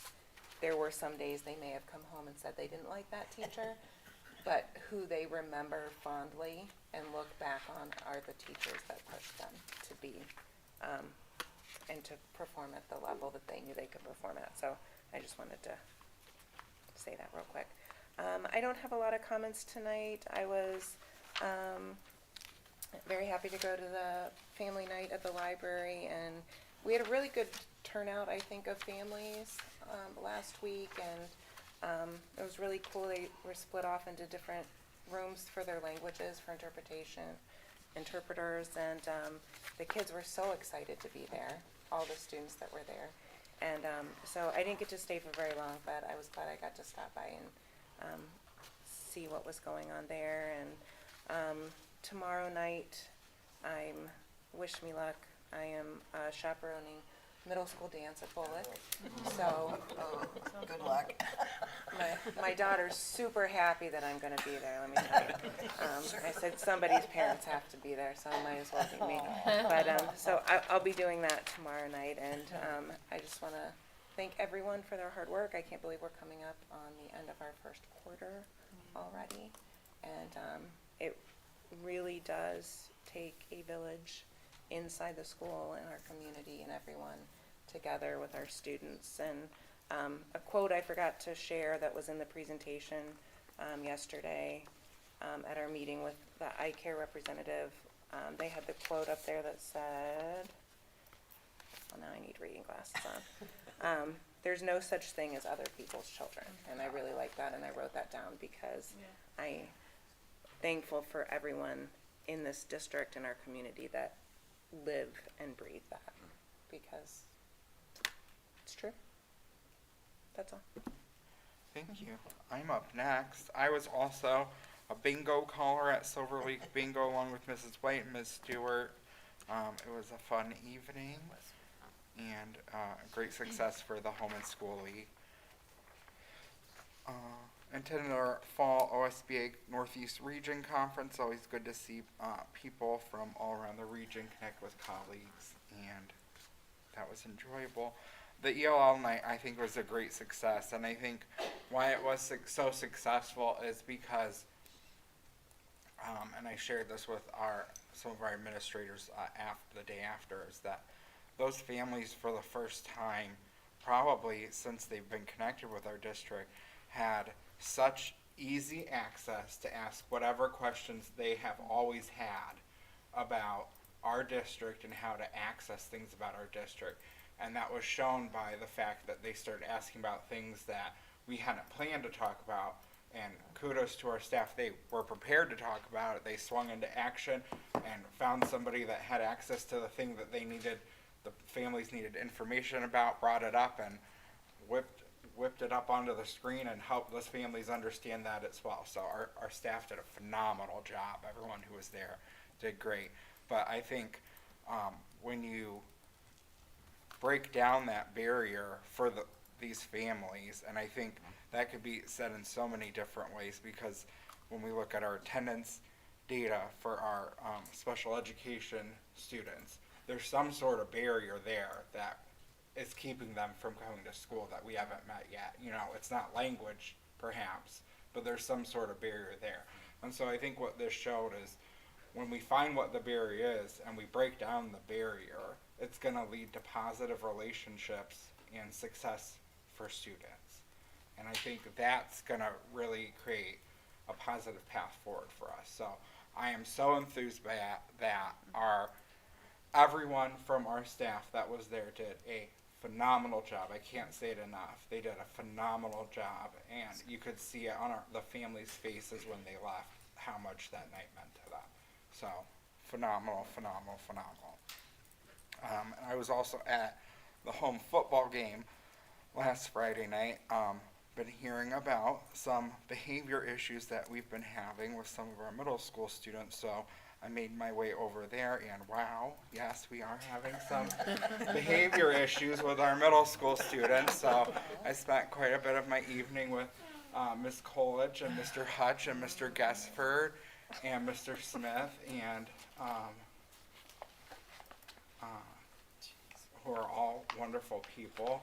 But let me tell you, their faces showed exasperation and a little bit of exhaustion, because I think the last thing that our administrators want to do after working hard all week to meet the needs of our students, setting high expectations so that they can be successful learners and achieve, is to have to spend an evening frustrated by students who have thrown out all those high expectations.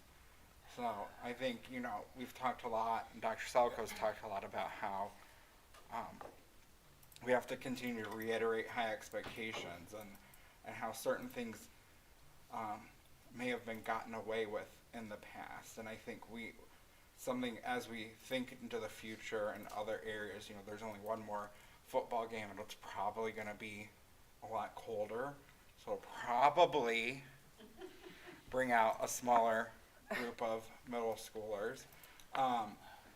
But it's something we need to think about, and we need to think about how we're supporting our administrators, because, and Mr. DeFrancisco's there as well, but they were working very hard, and I could see there was a look of exasperation on a lot of faces because they were really working hard, and it was a lot of very unacceptable behaviors occurring. So kudos to them for working hard. I know it's the job, but We actually talked about it today, and you're right, they are very frustrated. We're gonna tweak some things, and frankly, I'm really considering only allowing our middle school students in with an adult for our last game and moving forward. Because they've been given multiple warnings. They know the expectation, they are not following the rules, and they are exhausting people and our resources. And it's not fair, and frankly, we want our children to have a good time, but that's not acceptable what they're doing. So, I'm really leaning towards making them come with a parent. And I've had to do that unfortunately before in other places, and parents for the most part understand. Sometimes they get upset when they show up and we turn a child away, but we can notify parents well enough in advance so they know. So we're pondering that right now. I think as a board, where we talk about creating a culture of high expectations, I think it has to be all the time. It can't be that it's thrown out the window there, because that opens the window of opportunity, and then that creates potentially dangerous situations. And that's the last thing that we want happening anywhere in our district or in our buildings, or God forbid for our staff. So I think we kind of have to hold the line on high expectations all the time, and it's what all of our staff deserve, and certainly what our administrators deserve. And I think the last thing that they deserve, after working hard to create those high expectations all week, focused on what's most important, which is achievement learning, is something like this. So I was really affected by that experience, and I spoke with Dr. Salko about it as well, and I appreciate her always being open to having conversations and being receptive to them. So thank you. But wanted to share that out as well. On more positive news, October 21st, it's a Saturday coming up, and it is the first vendor fair of the year for the Cuyahoga Falls High School PTSO. I believe we have like a sold out crowd of vendors coming in. It's going to be a huge group of vendors here that Saturday. What are the times again?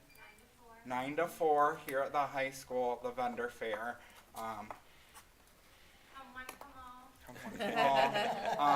But I'm very much looking forward to the vendor fair here, and that of course supports our student scholarships. So you want to come out and let the vendors know that we bring a great crowd, so they'll keep coming back to the PTSO events, and they can keep raising funds for student scholarships. That's the 24th?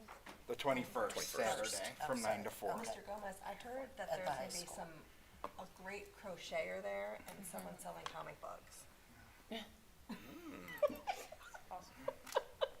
That's her. I wonder Her if daughter. he's selling I think comic books. Someone, right, yeah. Her daughter and husband. So, I know it is. thank you for that. I've seen her garage. Oh, yes. No. Just trying to liquidate some garage space from comic books. Mr. Harris? Yes, I'll be brief. I was able to attend the OSBA Northeast Ohio Fall Conference as well. Again, congratulations, Mr. Gomez. And congratulations to Richardson Elementary for being recognized as a Purple Star School as well.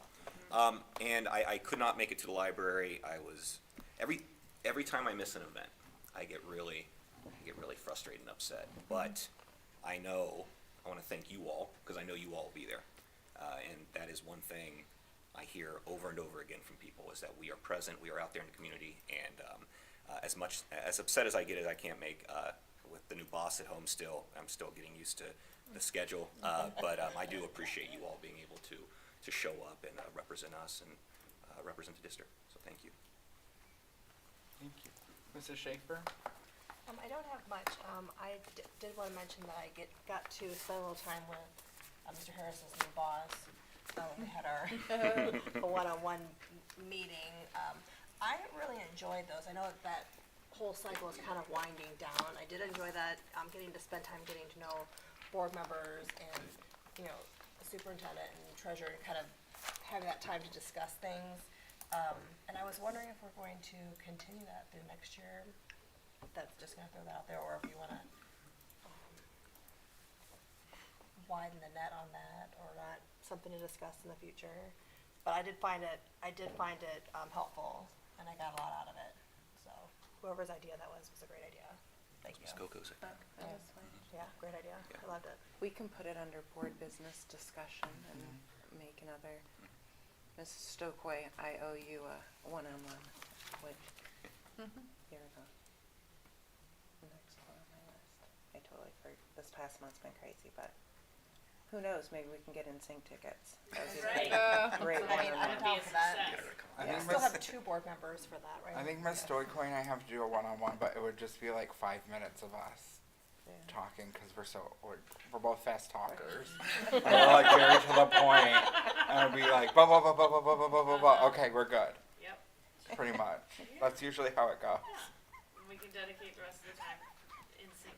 There you go. Nobody wants to meet with me except Alicia. So. I call. No, I'm just kidding. I'm just kidding. And Christy we met. That's one of them. Do you have anything else, Miss Schaefer?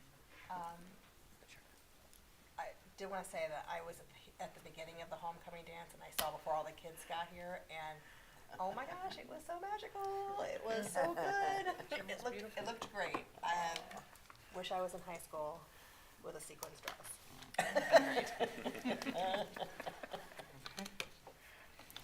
Item J is executive session. There'll be no action after executive session, so we'll stop the recording of the live stream once we take a vote. Number 1, executive session is pursuant to Ohio Revised Code, section 121.22G1, is hereby moved that the board adjourn to executive session to consider the appointment, employment, compensation, and promotion of a public employee or official. I'll second. Please call the roll. Ms. White? Aye. Ms. Coco? Aye. Mr. Gomez? Aye. Mr. Harris? Aye. Ms. Schaefer? Aye. We in executive session at 7:26 p.m.